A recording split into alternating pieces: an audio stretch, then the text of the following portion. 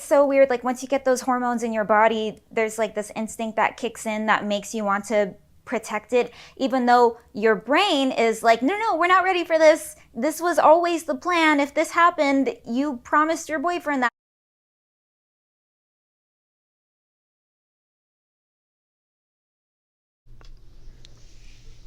Hey everybody, how's it going? So Gus Johnson finally released this apology video today.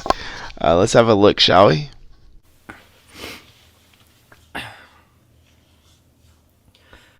Yikes! Sorry. Wrong video. Back it up. Here's the real Gus Johnson apology video.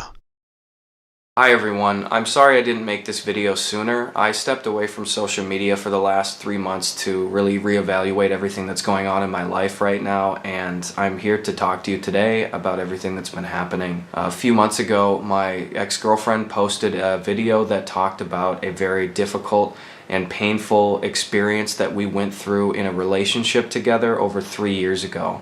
It dealt with an unexpected pregnancy that turned out to be ectopic and the subsequent long recovery process that followed. And I just want to talk to you about that time today. I think that during that time I was so close to the situation that I was not able to fully realize and understand the pain that my partner was going through.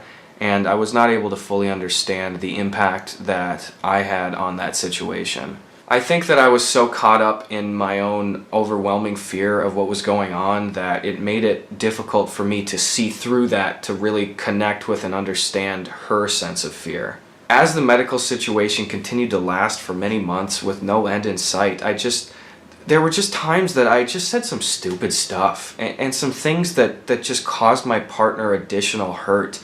And I think that I said these things to inflate my own sense of righteousness because I felt so drained from the situation and I was so afraid of what was to come, and there didn't seem like there was any end in sight. And I think I'd gotten to the point where I had convinced myself that I was doing everything that I could do and that I was saying everything that I should say, and I thought that I was doing everything right.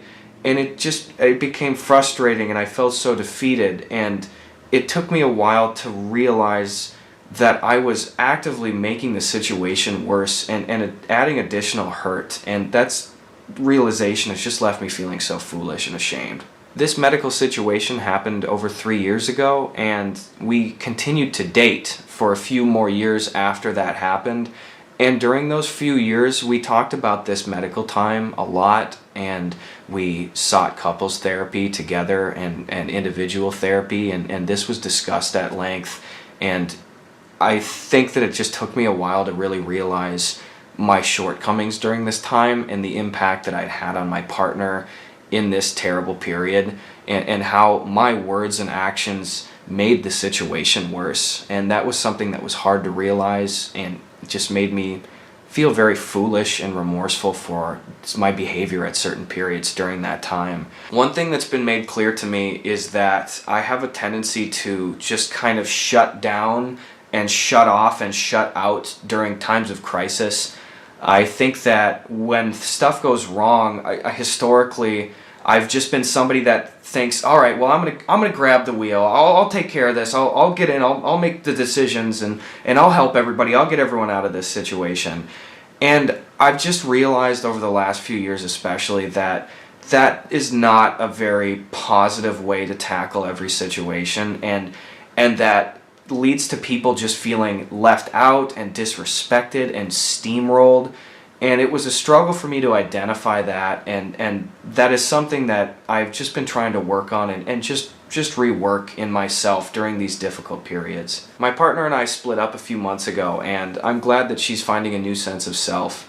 And I'm really glad that she feels comfortable sharing this story as part of her healing journey, and I hope she keeps doing it. I just feel so foolish for the shortcomings that I brought forth during this time, and I just feel incredibly regretful for just the dumb stuff that I said. I'm sorry that I caused her hurt during this time, and I'm sorry that I was not the partner that she needed during this really difficult period.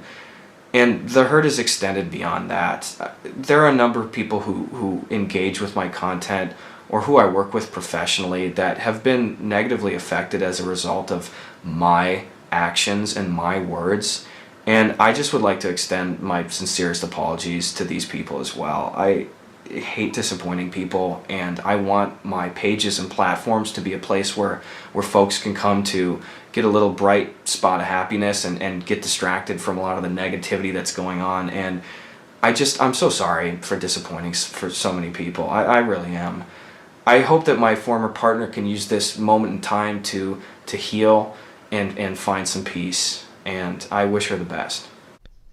I'm not sure if it's because like they faked it so many times or if they've done so many like parody apology videos, but this just seems so disingenuous. Like Abelina Sabrina, like your girlfriend almost died, Gus, because of your negligence. This isn't a oops, sorry. I don't think there is coming back. I mean, yeah, it wasn't illegal, but Jesus Christ, man. I'm even the type of person to separate the art from the artist, like John Trump, but this is